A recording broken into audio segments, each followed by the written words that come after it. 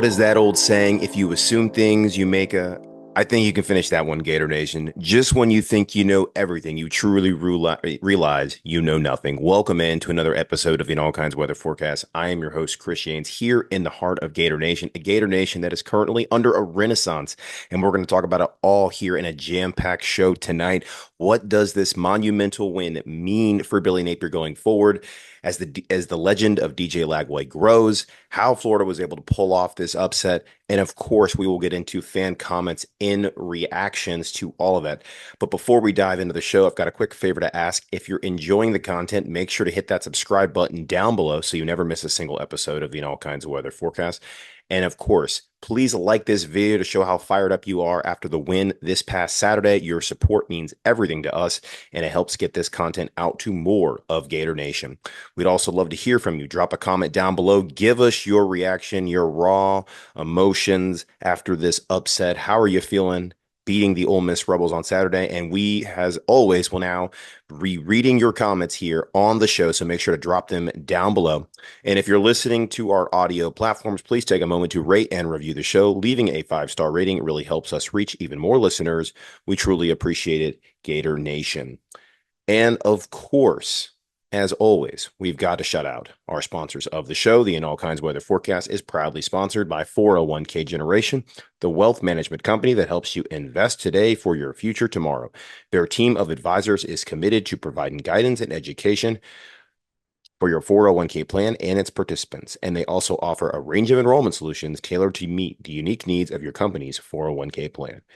Whether it's saving for your child's college, investment advice, or even your retirement, 401k Generation's team of advisors makes getting to know you their top priority. Their advisors will tailor a path to assist you in navigating life's financial milestones and reaching your financial goals. 401k Generation, building stronger futures one generation at a time. For more information, contact them at 866-998-5879 or visit their website at f41kgeneration.com. And of course, the official apparel partner of the In All Kinds Weather Forecast, Heads and Tails, located here in Tampa, Florida. And make sure you take advantage using the code IAKOW30 for 30% off in-store or online at theheadsandtails.com. Shout out to Heads and Tails, geared up with a new quarter zip from Horns Legends this past Saturday. Wore it in the swamp to keep me warm on this fall day there. That was beautiful weather. So it's exciting to be able to gear up and be dressed head to toe in Heads and Tails. And you guys can do the same as we progress through the final game of the season and, of course, our holiday shopping. So shout out Heads and Tails. Use the code IAKOW30 for 30% off in-store or online at theheadsandtails.com. All right, Gator Nation, let's get into it. The Florida Gators upset the number 9 Ole Miss Rebels and a picturesque scene in the swamp. Let me paint the picture for you for a moment. There was not a cloud in the sky. The game time temperatures were in the 60s. It was sweatshirt weather, quarter zip weather, exactly how God meant for football to be watched during this time of year in the month of November. And I want to lead the show off with the fact that I think we're now feeling this renaissance, if you will, of the Billy Napier resurgence here as his head coaching tenure. Neil has dropped an article today on the In All Kinds Weather website at inallkindsweather.com. Make sure to go check that out, about talking about Billy Napier's renaissance. But let's rewind the clocks back. Let's think back a few weeks ago. The Gators were coming off a brutal stretch.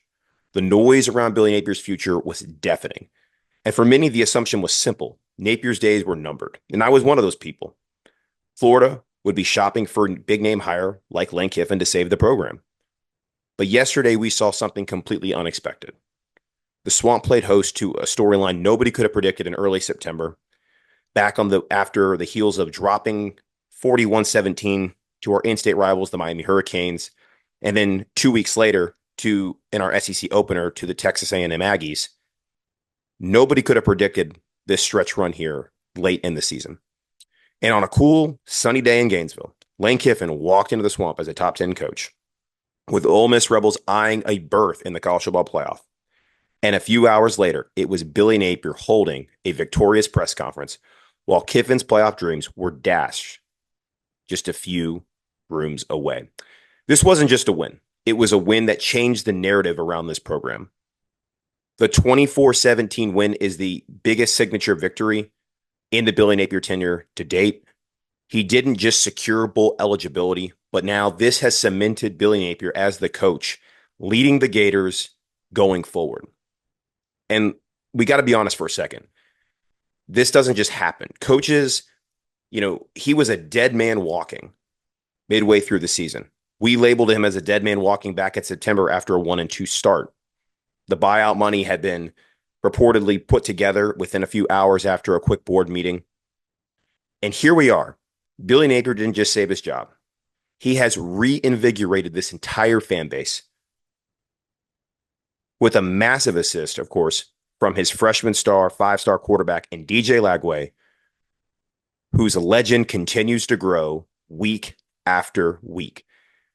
I mean, we started terribly, but now Napier sits at 4-1 in games that Lagway has started and 4-0 in games he's finished. They've shown a resilience, a growth, and a belief that was missing in the first part of the year. And Napier talked about it in his press conference afterward. He said, there's no doubt there's no substitute for people remaining humble and continuing to take pride in what they do. He has said time and time again, humbleness and taking pride in what they do are the biggest virtues and the bedrock of his program. And like thinking about it a little bit, this team, as we said, people wrote them off after the A&M loss. But then Scott Strickland comes in with his graphic statement, giving the vote of confidence that Billy Napier would remain the head coach in 2025 going forward. Florida goes to Texas, has an embarrassing loss with their backup quarterback with a walk-on transfer from Yale. But then we walk off now with two back-to-back wins at home against LSU and Ole Miss, two consecutive ranked wins as an unranked team for the first time since 2003. The conversation has shifted. The mood is now different in Gainesville. It's no longer about Billy Napier's job security. It's about what the program can accomplish with DJ Lagway at the helm and the kind of talent that DJ Lagway will be able to attract in the high school recruiting ranks and the transfer portal. Gator Nation, this is not a win. It's a turning point. We said in our show earlier in the week, are the Gators turning a corner? And barring a complete letdown against Florida State next Saturday, a resounding answer has to be yes. Recruiting is picking up steam. The top prospects are now all considering flipping to Florida. We'll talk about that a little bit later, that visitors list that was there. I think there's some recruits on the way potentially here this week. There's portal buzz already growing as guys who are on other teams across the country, some with some pretty big names in the Southeastern Conference, are reportedly looking to play with DJ Lagway. And his leadership style is infectious. Lagway has made believers out of every man in that locker room, and Billy Napier as well. He deserves credit for this. There's something really special about what Lagway can do. And Lagway talked after the game in his press conference. He said there's something about Coach Nape. Through the good, the bad, and the ugly, he's going to be the same. That's something you can respect. I love Coach Napier, end quote. I think that says it all right there. And, we said you never keep a coach to keep a player, but maybe this is the outlier situation. Maybe this is it. I can't recall, as long as I've been alive, I was born in the early 90s, was raised through the Steve Spurrier years, have seen plenty of coaches at Florida come and go, and watched college football long enough to not see somebody in the modern era come up from the dead like Billy Napier has. I was listening to Steve Russell's show after the game on the ride home back to Tampa, and somebody asked him the question, have you ever seen anything like this? And he did recall a time in the mid-1970s where Coach Doug Dickey was basically in a similar situation, and then he rang off a couple of wins against ranked opponents, was able to keep his job, make a bowl game. The following year, they made the Sugar Bowl. Everybody knows, Doug Dickey ultimately didn't work out at Florida. He was fired after the 1978 season. He never won an SEC championship at Florida, which Gator fans were craving back in the 1970s after Dickey came to Florida on the heels of his SEC championship at the University of Tennessee. But that's the only thing you could really recall in our history where that's happened. And now Napier has a chance to truly turn the corner with a rivalry win over Florida State next Saturday, finishing strong on the recruiting trail, hitting the portal hard, and equipping DJ Lagway with a roster that can make a college football playoff run in 2025. Gator fans, last night was not just about beating Ole Miss. It was about laying the foundation for something bigger that's ahead. A season that started with doubt and frustration is ending with hope and excitement. And as we look forward to 2025, with DJ Lagway leading the charge and Billy Napier proving the doubters wrong, including myself and many others, the sky is now the limit what this program can accomplish. So it is incredibly exciting to see that win yesterday in the swamp. Really proud that, I stuck my neck out there and predicted the victory. And I'm glad they came through because if you were there in the swamp at the end, it was a scene to behold. I don't remember. The only game I can really think of in recent history was probably 2019, where the fans stayed so late in the stadium, singing the alma mater arm in arm, singing the fight song with the players. It was something truly special. And after the jubilation that we all felt after that final interception that sealed it by Bryce Thornton, him coming over to greet the fans and all of the players celebrating in front of the recruits saying, "Come to Florida." You can have moments if you come to Florida just like this. The fans, the players, the staff, everyone involved who has stuck with us program through thick and thin this season deserved that moment yesterday. And especially including Billy Napier, who blocked out the haters and ultimately came away. So I couldn't be more thrilled with the win, couldn't be more thrilled with the fact that Billy Napier has found a way to turn potentially a corner here. And honestly, I'm glad I was wrong.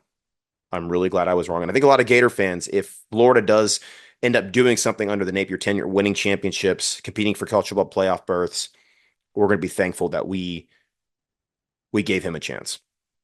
So, and next segment here, talking about DJ Lagway. His legend continues to grow. I said, I was watching the game with some friends and my wife, and I said, this is a moment in this game when you're playing a number 9 team, top 10 team, like this is where your legend begins to grow.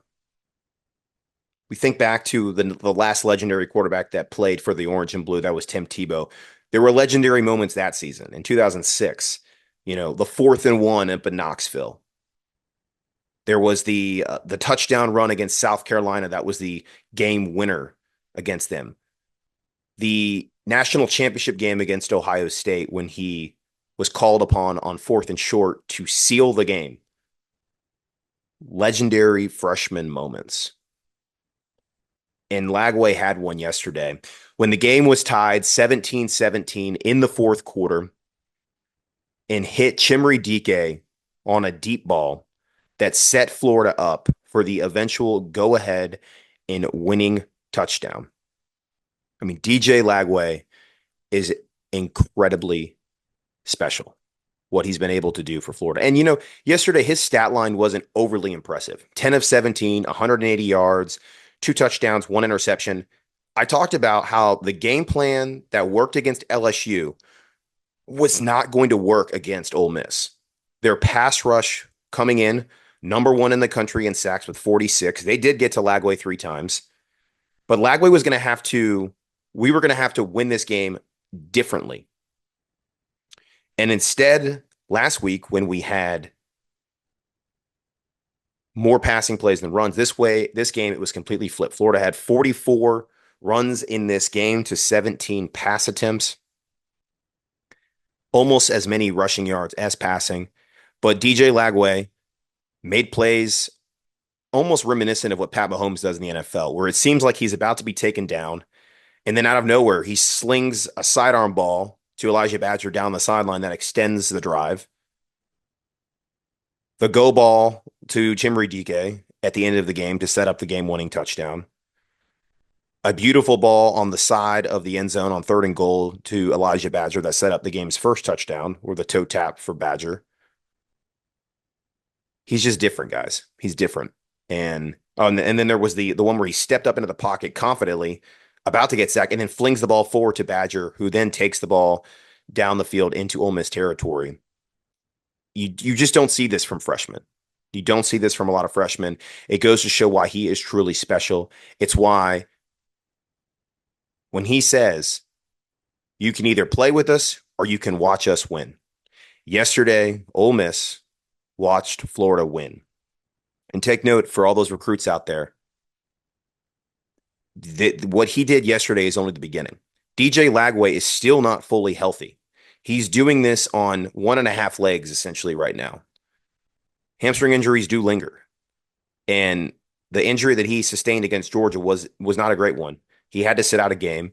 He truly was not 100% last week, and he wasn't 100% this week. So the arsenal of plays that he can do with his legs is not even there right now. He showed a little bit more yesterday, but still is not 100%. And when he then is able to run the football, you've got quarterback power, you've got RPO back in the play, you've got read option back in the play.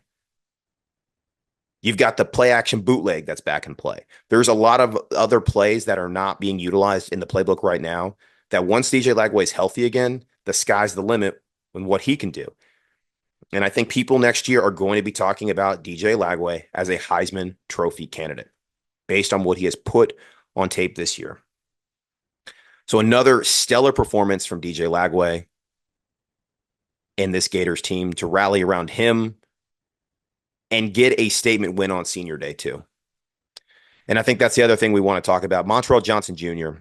made a 7 start, rushing 18 times, 107 yards, which is a season high, averaging nearly 6 yards a carry. And he was the one that took the quarterback, the Wildcat play, shotgun that led to the game-winning touchdown with 7:40 to go in the fourth quarter. His number was called on that last drive. Now, Lagway set up the drive with a big play to DK, but Montrell Johnson had some incredible runs on that final drive.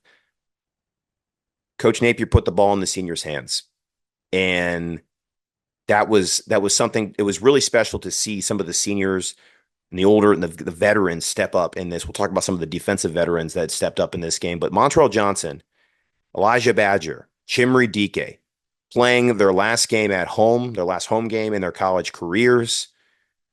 They were the difference on the offensive side of the ball in this game.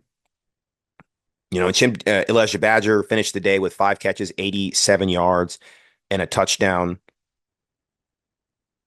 DK finished with a season now with 18 explosive plays, highlighted by 16 catches of 20 yards or more. He had obviously several more on this day.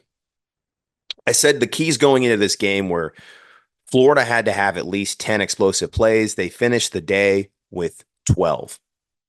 They took care of business there from an explosive play standpoint. The other thing that I said is they needed to get at least 5 sacks. The defense finished with 4, so pretty darn close to that number there.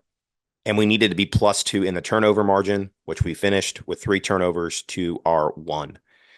And, you know, the one turnover from DJ Lagway, the interception to DK, that's an element of Lagway's game that he's going to have to work on in this offseason. Lagway leads the country in throws of 20 yards or more on air and quarterback rating. He's one of the worst, though, when it comes to those short intermediate throws, which Graham Mertz excelled at. But that is footwork, that's timing, that's technique. Those are things that can be taught in the offseason as Lagway will get in the lab and hone in on his craft. But you can't teach the deep ball accuracy that he has. It's a lot more difficult. That's a God-given talent. So we've got that. Now we've got to hone in on the little things, the refining of his game. That's going to take him to the next level, and he'll be an unrecognizable player when he suits up next season for the Gators in the first game of the season. So, but an incredible performance from him as legend grows. The seniors stepped up in a big way when they needed to on this day, and the Gators got it done. The hidden stat of this game and how Florida really got this done was Ole Miss had 3 trips into the red zone that resulted in no scores. They missed a chip shot field goal, and they went for it twice on 4th down and were stopped inside the 20-yard line. But one in the first half, one in the second half. Huge plays. Obviously, they made a big difference in the game. That's really where Ole Miss lost this game. I mean, you can look at the 2 interceptions by Dart late in the game, but that was when Ole Miss had to throw the ball deep to have a chance to win the game. Outside of that, Dart really did take care of the football. I mean, he finished 24 of 41 for 323 yards, 2 touchdowns. It was vintage Jackson Dart performance. I mean, he did everything he could really to keep them in the game. He led his team with 71 yards rushing. We talked about how they did not have Henry Parrish, their leading rusher. Jackson Dart is their leading rusher right now that is active on their roster. And I mean, honestly, he showed the country why he had been on Heisman watch list throughout the season. He is the reason why Ole Miss was in contention for a college football playoff berth. And he did everything he could on this day to help his team win the game. So it was a very difficult, effort to stop him. But the defense, in a bend but don't break fashion, able to come up with some huge stops, stuffing JJ Peegs on two fourth down runs attempts. The 350-pound defensive lineman who has found success throughout the season in that regard was stopped on this day. And that's how Florida was able to ultimately get this done. Defensively, though, we've got to give a lot of kudos to a lot of different guys on this day. We'll start with the secondary. And going into this game, we talked about how this secondary was going to be greatly tested. They already are depleted going into the game from a defensive back standpoint. And once again, within the first few plays of the game, Aaron Gates goes down and doesn't return. So Florida is down one of their best star nickels who have been playing very well in the season. We don't know the status of this time of if he'll be able to go next week against Florida State. But that's another huge loss for the defense. But they were able to pick it up. And guys like Tre'Quezie Bridges, Bryce Thornton leading the way. Both guys combining for 25 tackles apiece. Bryce Thornton, of course, finishing with the two interceptions that sealed the game for Florida. But Tre'Quezie Bridges, who I've labeled as Mr. Versatility back there, played corner tremendously and took a lot of pressure off of that Florida back-end defense. Bryce Thornton played his best game as a Gator. Really, I mean, maybe the defensive MVP outside of Caleb Banks in this game, who I'll talk about in a moment. But Bryce Thornton has a bright future at Florida, too. He has locked down that safety role. Didn't even start at the beginning of the season. He was behind Asa Turner, the Washington Huskies transfer. He was a backup and has earned his way into a starting role. And I think has solidified it for the years to come on this defensive side. And we're very thankful to have him, a high three-star athlete coming out of high school who Alabama gave him a look, but ultimately did not want him and Florida took him. And I think it's starting to pay dividends for us in that regard. Tre'Quezie Bridges, a transfer from Oregon, who was very polished coming out of Oregon, had experienced some big games over there in the Pac-12, but had never faced SEC receivers and the athletes that we see here in this conference, and has held his own. And I think has shown that he could definitely play potentially at the next level with what he's put on film this year. So we're I mean, if we didn't have him back there, it would be scary to see what would be happening. We'd have to play a lot more younger guys, but because we have that veteran presence at the cornerback position, we've been able to absorb the injuries to Devin Moore and Jason Marshall, who were two solid corners for us early in the year, and we lost them both. And, also got to give another shout out to Dejon Johnson. Didn't pop as much in this game as he had in other games, but, he's shown that he is a worthy corner in the SEC. I think has a bright future ahead of him. He had 3 tackles as well as a PBU in this game.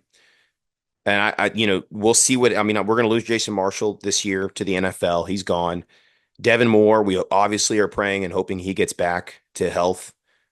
But Dejon Johnson, I think because of this playing experiences he's had to undertake, given the injuries we've had on that side of the ball, he's going to have a chance to make a big difference next season, along with Thornton, as well as Sharif Denson, who filled in for Gates, had to play a lot more snaps in this game and did very well. He was the 3rd leading tackler on the team with a PBU as well.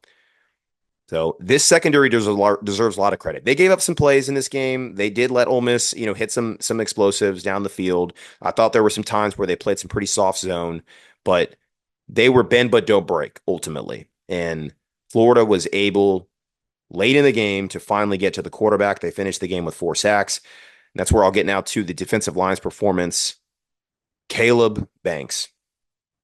What a special performance he has turned in time and time again for the Gators this season. 2 weeks in a row. He did it against LSU last week. He did it again this week, finishing with 4 tackles, leading the team with 2.5 sacks on the day, 3.5 tackles for losses. He is going to be playing on Sundays, potentially next year. If anybody saw the picture on Twitter, uh, I think we put it out there in all kinds of weather on our socials, but he was shown kneeling down and just giving praise at the middle of the 50-yard line where the Gator logo is, and very reminiscent of the picture we saw with Kadarius Toney a couple years ago in his senior day game. There's those images of Brandon Spikes, kissing the end zone, Tim Tebow crying with Urban Meyer. If Caleb Banks has eligibility to come back next year, and maybe he does. I think it's going to depend a lot on his draft grade, what he hears back from scouts, and obviously now at the age of NIL, you could pay a guy, if the salary lines up with NIL to what he potentially is making in the NFL, a lot of guys might come back and actually raise their draft stock. And we've seen guys like Ricky Pearsall did that last year, and it worked, and he resulted in a first-round pick the following year. But Caleb Banks, nonetheless, is going to play on Sundays one day. I have no doubt about that after witnessing what he's done against two very good SEC teams back-to-back weeks. Tyreek Sapp also making a huge difference in this game. Again, he was second on the team with sacks with 1.5. I mean, Sapp and Banks combined really for all the sacks in this game with the 4. Getting to Jackson Dart, I mean, relentless play from both those guys. And at the second half, we sat down below in the game. We had some friends sitting down there. They invited us down. They had some extra seats. And so I was able to sit close and kind of really take in what the players were doing. And it was during Tom Petty where Caleb Banks is soaking it all in. And Tyreek Sapp comes up to him, claps him up, brings him in, and he whispers, and I could hear what he was mouthing. He said, "We got this. We got this." And at that point, the game was tied, 17 all. And I said to myself, these guys truly believe. These guys truly believe. And it's the veteran presence of Sapp and Banks that are a huge part of it. I mean, obviously, Lagway is a different animal in making guys believe and elevating their play. But we can't discount the veteran leadership of what Caleb Banks and Tyreek Sapp have done. Tyreek Sapp was a Dan Mullen recruit, has stuck around in this program. Caleb Banks was one of the first transfers Billy Napier brought in. Special guys. So glad that they're wearing orange and blue. They have been the difference 2 weeks in a row on the defensive side of the ball. If those guys are not on this team, Florida doesn't win either one of these games. So incredible performance. Both those guys will be playing on Sundays at the next level. Obviously, we hope that maybe they come back for one more ride in what will be a special 2025 season potentially. But regardless, shout out to you guys. We salute you for what you've done for this program and helping us turn the corner for next season. So, just a special day. A special day for the defense, a special day for and just think too, like this defense was dominated. They were gutted against Miami and Texas A&M early in the season. It was like, here we go again. We had a fan ask in the last episode, who's calling the plays. And ever since the roles reversed, where Ron Roberts went to the booth and Austin Armstrong was on the sideline, this has been a different defense. That happened in the UCF game where they did that for the first time. And I think that part of that is I don't know who's calling the plays. And at this point, it doesn't matter because the results on the field are great. The energy, though, that Austin Armstrong brings on the sideline, the guys feed off of that. You can tell he's in there. He's celebrating with them, jumping up and down. Energy, guys play off that energy. They appreciate that. So whoever's calling the plays, who cares? Clearly, the shift, though, has worked for this defense. So really thankful that Florida was able to do that, and thankful they were able to pull this victory off. It was not easy whatsoever. Ole Miss, you look at the stat sheet. I mean, look, they dominated it. They 24-19 in first downs. Florida, though, and this is where we improved. Last week we struggled. We were 3 of 9 on third down efficiency. Florida this week 7 of 15. Massive improvement. And Ole Miss only 3 of 14 on third downs. Remember last week, Florida was gave up 13 third down conversions to LSU out of 24 attempts. This week, we've reversed the script, 3 out of 14. We said it needed to be improved upon. It was improved upon. Ole Miss did end up with 464 yards of total offense, but it was a bend but don't break, like we talked about. Florida, when it came down to it, made the fourth down stops in the red zone that resulted in the victory. Florida led in rushing 165 to 141. Both Florida and Ole Miss basically came out with 4 yards an attempt per carry. Florida, a little bit less penalties this week, only 5 for 44. They won the turnover margin, which I said was a key to win. And the time of possession was literally even. Ole Miss 30 minutes 4 seconds to Florida's 29:56. So it wasn't a lopsided time of possession like we saw last week against LSU. Florida had to gut this one out. They gutted it out, but with some huge plays when they needed it the most. And that's a tribute to the senior leadership. That's a tribute to the difference DJ Lagway makes. And that's a tribute to the program and the culture that Billy Napier has built here at the University of Florida in his third season. And we hope to see that continue to move on. And I think now, because of this win, we are about to see an avalanche of momentum. Florida now, as of this Sunday in our recording, is now a 15-point favorite on the road next week against FSU. Take care of business there. Finish the season 7-5. Head into the final stretch of signing day. You've got 15 bowl practices now that you can exercise before the bowl game. That's going to be so invaluable to the young players on this team that are making a difference now, especially to your freshman quarterback and DJ Lagway. And we now have a chance to finish strong on the recruiting trail.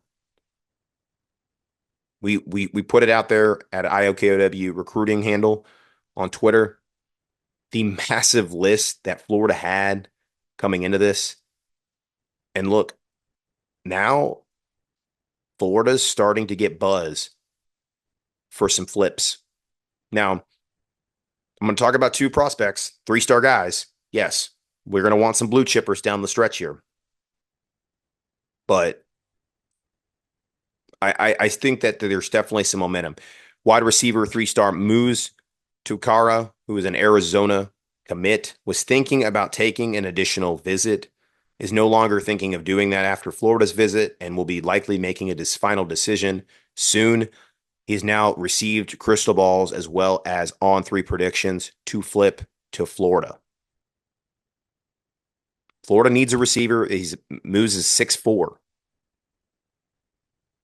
6'4", 190 pounds. Remember, we lost Josh Moore to Miami.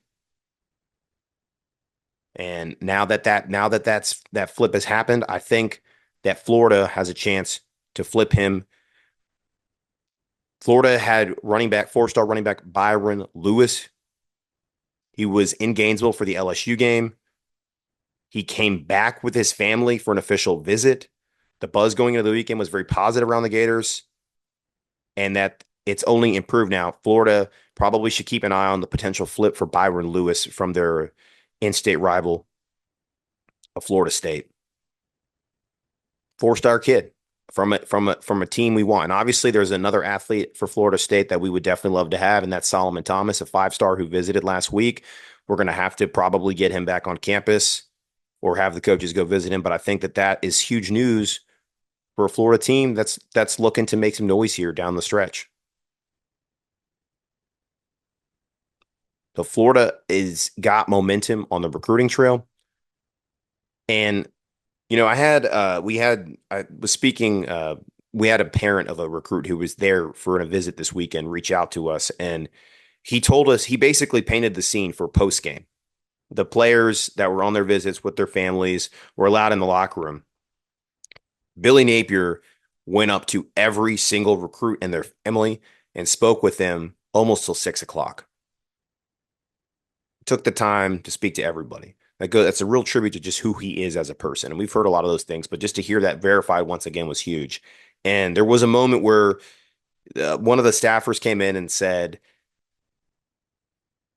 look at those fans. They wanted Lane Kiffin, but we've got our guy here in his Billy Napier. And everybody erupted and they were cheering. And Billy actually quashed it and said, no. This is not about me. It's about you guys and it's about this program. And just I think for a recruit and especially for a parent to hear that, what a difference that has to make to know that, there are a lot of coaches out there that have huge egos. And I think in some respects you have to have a little bit of ego and the confidence in what you're doing. But to see that it's not about him and it's really about improving the lives of the guys that come into that program and then helping them become the best football players they can be that should result in wins on the field, I think is huge. It's huge for this team and for everything that Florida wants to accomplish. And I think going forward, we're going to see some real new, big good news coming forward for Florida. I think there's a lot of guys on the board that Florida is going to be going after. Another recruit to of note is Jahari Medlock, Cincinnati commit out of Atlanta, who potentially could be visiting Georgia Tech, although that may not be happening. And many now are predicting him to end up in the orange and blue. Would be the second offensive lineman added to Florida's roster. And I think, obviously another 3-star. We really want to get guys like a Tavarius Dice out of Auburn, who was there, I believe last weekend. That's somebody that Florida's going to want to get in their program. And then obviously I mentioned Solomon Thomas, another guy that Florida has. But Florida's rising up the recruiting rankings. I think they're going to continue to rise this week. I would be shocked if Florida did not get some more commitments in Medlock, in Moose from Arizona. And, Dallas Wilson was on campus again for an OV this week.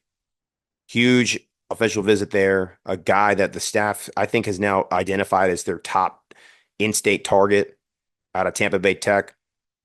A guy you want to keep home instead of having him go across the country to Oregon. 5-star athlete to pair up with Vernell Brown the third, who was also there again. I think that there's some momentum there potentially, and we'll have to see. Ty Jackson was a linebacker that Florida thought they had, who's out of Lochahatchee, Florida, committed to USC surprisingly, but now did take a visit to Florida this past week, and Florida would like to add another linebacker in the room alongside Miles Johnson. So there's some momentum for Florida. There's going to be an avalanche momentum because of what's happened the last 2 weeks. Florida takes care of business this Saturday. You go into a bowl game with all those practices, and you could finish strong on the recruiting trail. A top 15 class is certainly not out of the question. And in fact, I would expect it at this point. Can they get to that top 10 mark? Would be huge. And then the transfer portal. I mean, like I said, there are guys that want to play with DJ Lagway. They're already hinting at potentially entering the portal. Obviously, we all know nobody ever tampers, wink, wink. But there is something to this.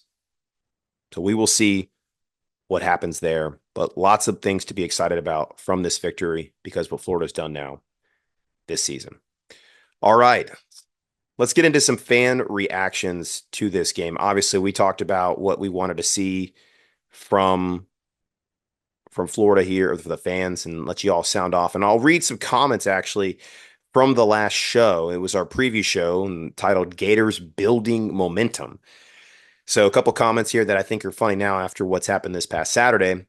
GK 15,000 says, I don't believe you guys for being down on Napier. I was as well, but it's time to give him another chance. Hope we hit the portal hard this year. Go Gators. Absolutely. Hitting the portal hard and filling in at those needs where, it's probably, I think we're going to definitely have to hit the portal at receiver. Losing Chim Dike and Elijah Badger, I would say we're going to need at least 2 guys there. You hope that obviously you see guys like Tank Hawkins, Aiden Mizell, Andy Jean, receivers that you recruited into the program to take that next step up. But, it would be nice too to add some transfers in that room. I think defensive tackle as well, because if Caleb Banks leaves early, you're already losing Cam Jackson, who also played a great game on his senior day. We're going to give a shout out to Cam, who's been nothing but a class act and is a great guest here on our show. You're going to probably need some help with that interior defensive line as well. Maybe even that safety room, that corner room, as we saw that we've lost a lot of guys there. You've got to build depth in order to remain competitive in the SEC. Swamp Rowdy says, though it appears Ole Miss should win, I agree with everything you said about a path to victory for the Gators. I hope DJ is healthier for this game than the LSU game and has more mobility to make crucial throws on first down. Go Gators. Well, Swamp Rowdy, he definitely showed a little bit more ability in this game, was able to escape and step up into the pocket, beat some sacks, and deliver some balls down the field. So the mobility is starting to come back and definitely not 100% there. May not be 100% there for the rest of the season, or at least until the bowl game, which would be in December sometime. But yes, yeah, I think ultimately the keys paid off: the sacks, the explosive plays, and the turnover margin.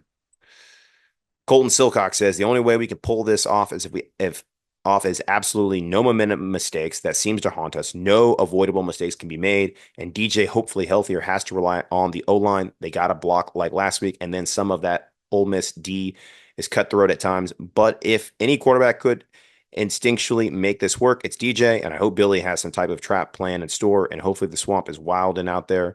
I will optimistically, unrealistically say Florida wins if luck is on our side. 41-38. Florida, a little bit higher on the score there projection. I was a little high too, Colton. I said 34-31. This was a defensive matchup, and I thought it was possible, especially the way the first quarter or that first half played out, that it was we potentially were going to have to win a shootout, but the defense stepped up to not allow that to happen. And yeah, I mean, I think the offensive line overall played pretty well. They gave up 3 sacks, but to only give up 3 sacks to a team that was had 46 for the entire year, I say is a pretty good performance. Frankie Golan says, I don't think next year should be playoff or bust. Our schedule next year is crazy, as is this year, but I think we need to be playoff relevant or bust. Can't be just elated to make a bowl game in year 4. Well, that's true. We definitely can't just be elated to make a bowl game like we are this season. But Frankie, I definitely think this has to be a playoff season for Florida. In year 4, with all the momentum we have, with DJ Lagway, the quarterback that he is, this is the time in a quarterback's maturation that he takes that big step up. And if he's able to get guys to join in on the fun, I think the sky's the limit, Frankie. So let's raise our expectations. Let's say playoff or bust. I mean, I mean, if we're 9-3, 10-2, and somehow miss out on the playoff, okay. I think we obviously aren't going to fire a coach doing that, but I definitely think you've got to have the expectation that we need to make the playoffs next year. And let's see. I'm trying to Fragrance Journey 01 says the Gators win 31-24. Well, a little bit off. Just one score each way there, but you got the difference right for the Gators winning by a full touchdown. So good comments, guys. Make sure you guys are dropping those comments down below and letting us know, how you feel about this one. And we will read them, of course, on our next show. So really, really been appreciative of all the fans giving off these, and we're going to now read some of the sound off from Gator Nation. Some of we asked for some fan reactions on Twitter.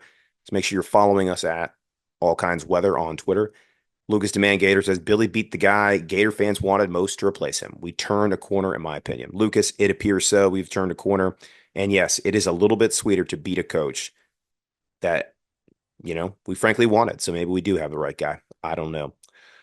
Frank Golden, second biggest upset for UF, a 13.5-point underdog in the last 45 years. Nice for us to break a long-standing record in a good way for once. Yes, agree, Frank. A lot of records have been broken against Florida in the Napier regime, but this is one of the good ones, definitely. And for the first time since 2003, beating a back-to-back ranked top 10 opponent as an unranked team. It's pretty special. Florida actually got some ranked votes to be ranked. I'll tell you this: if Florida beats FSU this week convincingly, wouldn't be surprised if a 7-5 Florida team is ranked in the top 25.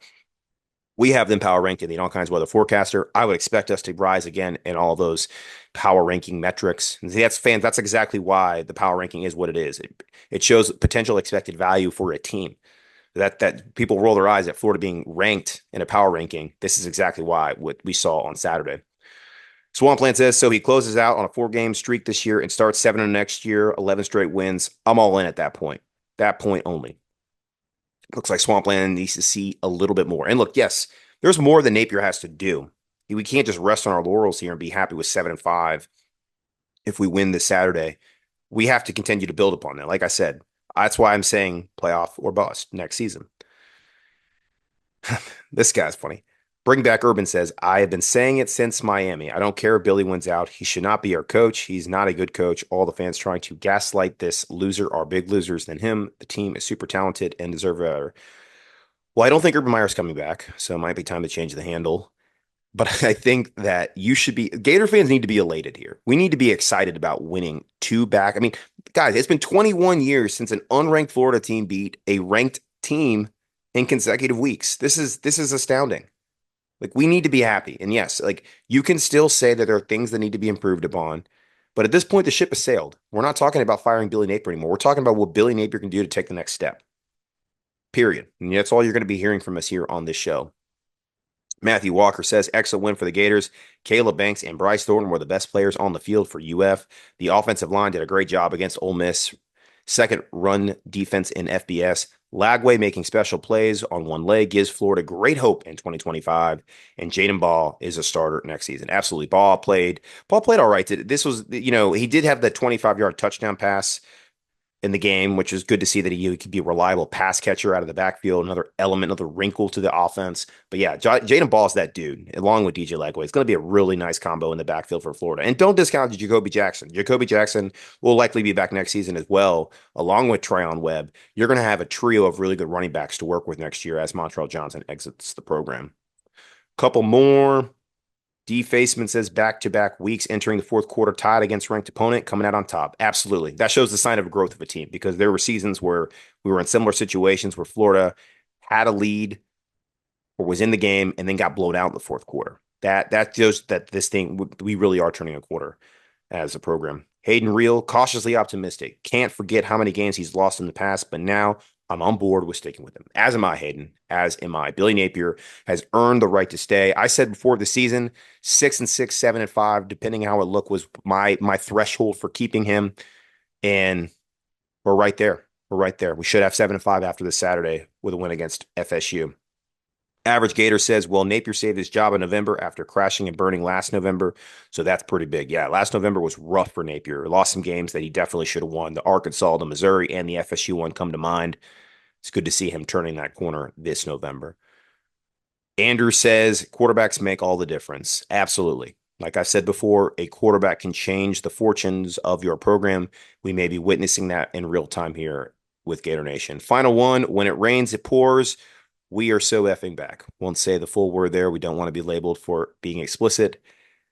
But yes, maybe we are back, almost back. Not quite back to the standard. We're not back at the Gator standard yet. I think we're going to have to see what we do this offseason and next year. So we're going to be cautiously optimistic, but really excited to see what the future of this Gator program can bring. So, guys, this has been a really fun episode to recap the show, and it's just nice coming on here on Sundays and talking about a Gator win. It truly is, and that's why I hope you all are subscribing to the show down below, hitting that like button. Like I said, as you just saw, we read the comments. So leave your comments down below. Let us know how you feel. Sound off, Gator Nation, about what your thoughts are after this big monumental victory over Ole Miss this Saturday in the Swamp. And of course, if you're listening on audio platforms, please rate and review the show. Leave us a 5-star rating. It helps us bring Gator Nation more great content. So we've got some good stuff coming this Thanksgiving week. We'll have a preview show for FSU. We'll have Neil on to talk about his article that he just dropped on allkindsweather.com and his reaction to Ole Miss, as well as his prediction for FSU. And guys, he's starting to come around a little bit. He's coming around on Napier. He's sounding a little more positive these days. So let's give him some props on that. Maybe he's not as negative as he used to be, but we appreciate the work he does there on the website. So make sure to go read that if you already haven't. But I think that about does it here on another episode of All Kinds of Weather Forecast. Thank you all for tuning in. It's so nice to beat Ole Miss. Let's go get a big victory against FSU. So until next time, go Gators.